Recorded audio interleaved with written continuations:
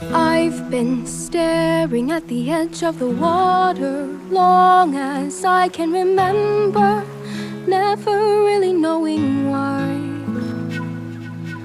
I wish I could be the perfect daughter, but I come back to the water no matter how hard I try.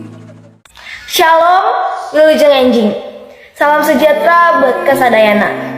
Mula-mula kuring hayang ngedalkeun hatur nuhun ka ibu guru serta KB rencang kuring anu geus masihan kasempelan kuring pikeun pidato dina barang ieu ngeunaan miara lingkungan.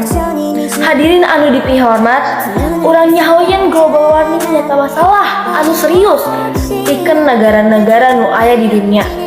Global warming teh lumangsung sabab kagiatan manusia anu bisa ngarusak bumi tempat urang hidup. Global warming nyaeta proses kenaikan suhu rata-rata atmosfer sagara sarta bumi. Global warming ieu ngabogaan akibat anu picelakeun pikeun kahurupan makhluk hidup seperti suhu rawa ngaronjat di luhur-luhur rata-rata. Mindengna lumangsung cuaca anu henteu menentu seperti ayeuna ieu. Perubahan iklim jeung sadayana. Global warming tak akibati efek di makaca, kabakaran leuweung jeung sabayana.